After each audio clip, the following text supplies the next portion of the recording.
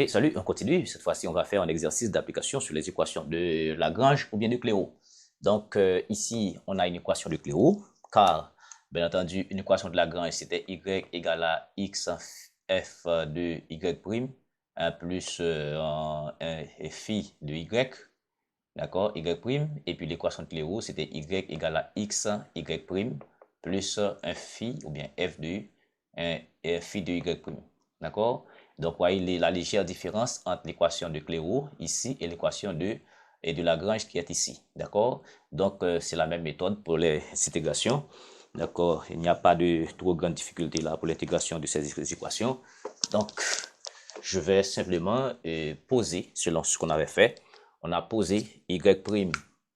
OK? On a posé, posons y' égale à P. Bon, quelqu'un autre peut poser y' égale à T. Donc, en mathématiques, les variables sont muettes.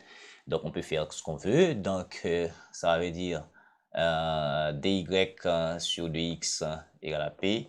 Donc, cela signifie que dy égale à P et P et dx. D'accord? Eh bien, à bien remarquer ici, y c'est y'. Donc, je vais, alors, y' c'est P. Donc, je vais avoir y égale à moins xp moins plus xp moins 100 log y' c'est p. Étant donné qu'on a déjà des y ici, donc il faut prendre la différentielle de cette expression ici, parce qu'on a déjà des y, on a y ici. Donc la différentielle me donne dy, ça va faire moins x, dérivé par rapport à x, ça va faire p dx, moins x dp. D'accord? Voilà. On dérive par rapport à x, ça va faire p dx. On dérive par rapport à p, ça va faire moins x dp. Et en fait, ici, ça va faire la dérivée de log p, ça va faire dp, dp sur p. Ok, ça c'est logique, hein? La dérivée logarithmique, dp sur p. D'accord? Eh bien, automatiquement, qu'est-ce qu'on peut faire? On peut remplacer dy par sa valeur ici. Je vais avoir ici p et p dx. D'accord, p dx égale à moins p dx.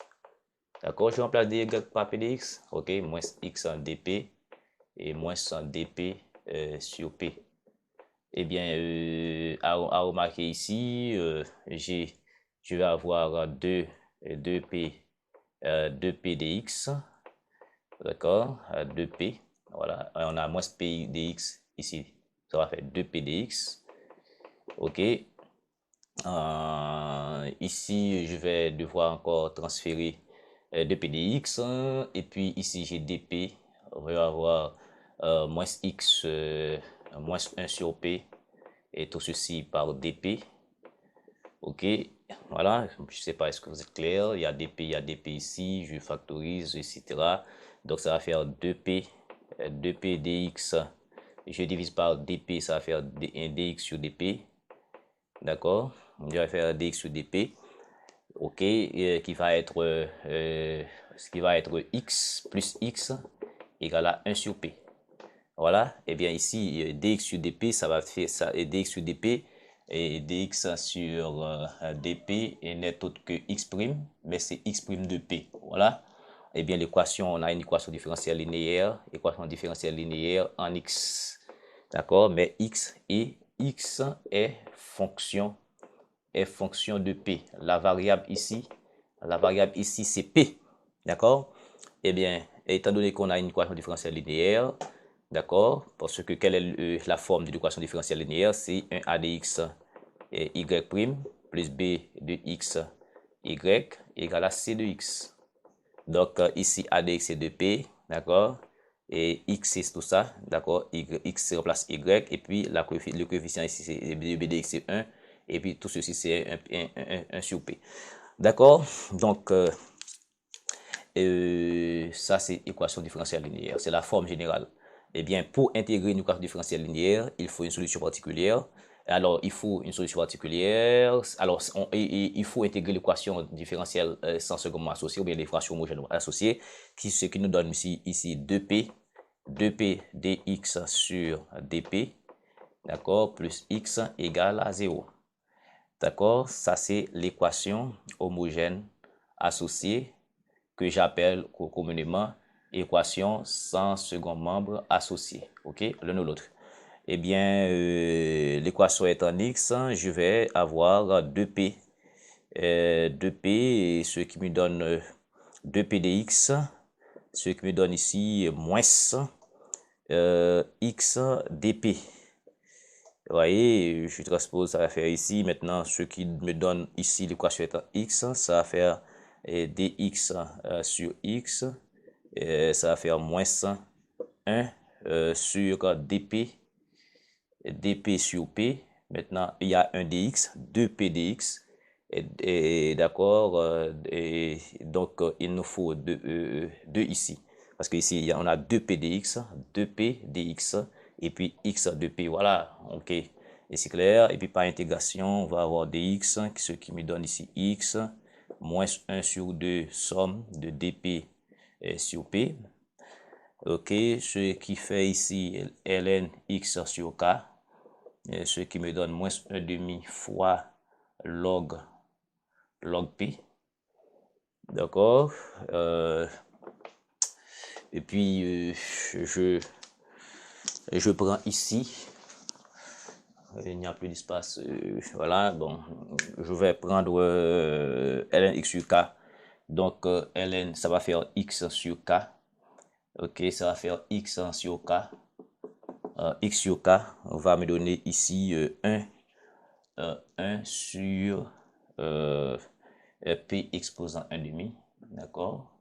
Parce que ici, quand je fais traverser ça ici par les propriétés de Rayleigh, puis je vais avoir p exposant moins 1 demi, que je vais faire descendre ici, ça va faire 1 sur p exposant 1 demi, ou bien x égale à k sur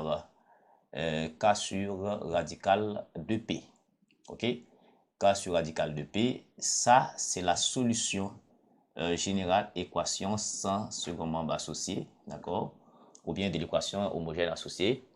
Maintenant, et pour intégrer l'équation différentielle linéaire, d'accord, vous voyez, je passe d'une équation de Lagrange, de Clairaut, à une équation différentielle linéaire. Au premier abord, ce n'était pas une équation différentielle linéaire comme toujours, donc on a abouti ici à une équation différentielle linéaire. Et pour intégrer l'équation différentielle linéaire, je prends l'équation homogène associée que j'intègre. Maintenant, à partir de la solution de l'équation différentielle homogène associée, je vais en trouver une solution particulière. Pour cela, le k qui est ici, je vais poser x égale à k de p. K de p parce que c'est p qui est la variable.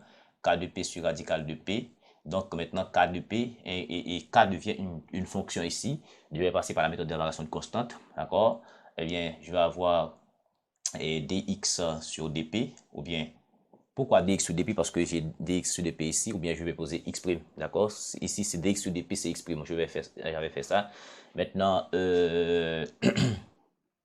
et ça va faire ici et k de p et k' de p en radical de p moins ici radical de p et sa dérivée fait 1 sur 2 radical de p et puis k de p et k de p. Le tout sur, et tout ça au carré, ça va faire p. Je ne sais pas, est-ce que vous avez compris. Est-ce que vous voyez aussi, sinon je dois prendre une ligne additionnelle, d'accord? Je dois prendre une ligne additionnelle. Et ici, je dis, ok, voilà. Je prends ici, je dis que x est égal, voilà, k, qui est une constante, mais je vais, pour la méthode de relation de constante, je vais faire, et k va être fonction maintenant, ça va faire k' et k' de p par radical de p, comme ça va faire 1 u sur v, ça va faire u'v moins v'u, donc ça va faire ici 1 sur 2 radical de p, et voilà, et par k de p, et le tout sur v carré, radical de p au carré, ça va faire p. Ok, ça c'est x, ça c'est, je dirais, x', on dit x', ou bien dx sur dp. D'accord? Voici parce que j'ai ici dx sur dp. Et bien, qu'est-ce que je vais faire? Je vais remplacer x ici et x' ici dans cette équation différentielle linéaire de manière à trouver une solution particulière. Mais du coup, je peux Bon, je peux réduire cette expression, rendre plus simple cette expression, mais on n'en déplaise que je peux remplacer directement.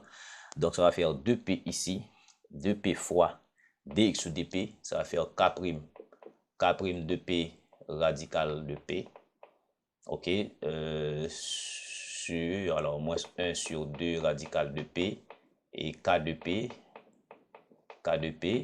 ok, et sur p, tout ceci c'est dx sur dp, d'accord, à bien remarquer ici, ok, et puis ensuite il faut x est quoi? X est k de p, et k de p sur radical de p, et ça va faire 1 sur p. Et quand on recherche une solution particulière, il va y avoir des termes qui vont se réduire, n'est-ce pas, de l'expression. Sinon, on a commis des erreurs graves. Donc, à bien remarquer ici, GP ici, P est ici. Je vais avoir un 2P, un 2K' de P sur et par radical de P. D'accord? Et voici. Ensuite, j'ai 2P. J'ai 2P. 2P par cette expression-là, et bien divisé par P. Regardez, 2P par 1 sur 2 radical de P. Après, on va diviser par P. Regardez ici, et nous simplifions. Il va rester P sur radical de P. Divisé par P ici, ça va faire 1 sur P. Ok, nous simplifions. Ça va faire 1 sur radical de P. Ok, donc tout ceci, ça va faire 1 sur radical de P. Qu'est-ce qu'il nous manque? Ça va faire 1 sur radical de P. Est-ce qu'il y a un terme qui... Ouais, voilà, il y a un K de P. Donc ça va faire ici plus, d'accord? Vous voyez, je fais tout ça par tout ça, divisé par P, ça fait 1 sur radical de P. Et il y a un K de P, ça va faire K, et K de P sur radical de P. Plus un, d'accord, il y a un moins, je m'excuse, il y a un moins ici, d'accord, et plus k de p sur radical de p, et tout ceci, ça va faire 1 sur p. Voilà, donc automatiquement, on peut remarquer que de ces termes-là, on n'a plus que ces termes-là dans l'expression, comme toujours, d'accord, et puis ici, il nous reste 2 K' de P radical de P égale à 1 sur P.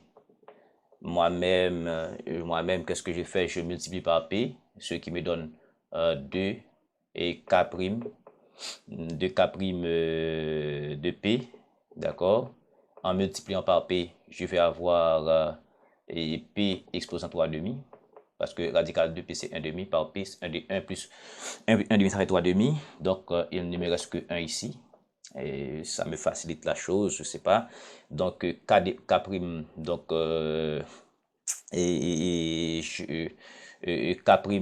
K' de P, ça va faire ici 1 demi, multiplié par P exposant moins 3 demi. Je sais pas, est-ce que vous êtes d'accord avec moi?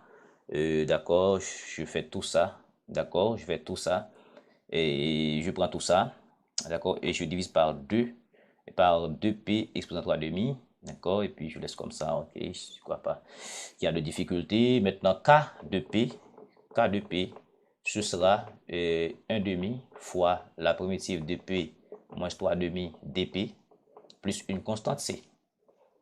Ok, donc ici, ce qui fait k de p, et ça va faire 1 demi fois p exposant moins 3 demi plus 1 sur moins 3 demi et plus 1. Ça, c'est une primitive élémentaire. Ok, donc ce qui me donne k de p, ça va faire ici 2 fois 1, 2, moins 3 demi, ça va faire ici moins 1 demi, il va rester moins ici, et donc ça va faire P exposant moins 1 demi, d'accord, plus C, donc ce qui donne globalement, je prends ces choses-là parce que sinon ce que je vais avoir besoin, c'est que je vais avoir besoin de la cette solution, donc je prends ici, d'accord, je prends ici, Donc, ça fait K de P. Et K de P, ça fait ici moins 1 sur radical de P. Vous êtes d'accord avec moi? Je fais descendre ça. Et plus C. Voilà, donc, et K de P. Donc, si tu trouves K de P, je vais, dans l'équation scientifiquement associée, l'équation homogène associée, je vais remplacer. Donc, d'où X va être moins 1 sur radical de P plus C sur radical de P.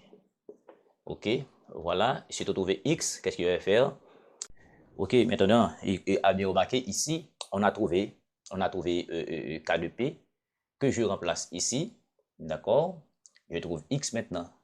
Ok, et j'ai trouvé X, mais pour trouver la solution, la solution, qu'est-ce qu'il faut faire? Rappelons, tout au départ, tout au début, on a posé Y', c'était un P. Donc, cela veut dire dy égale à P dx. Donc, par intégration ici, Y, c'est un Px plus un lambda. Plus un lambda. Maintenant, j'ai X, donc j'ai déjà X ici, donc ça va faire Y, la solution de l'équation.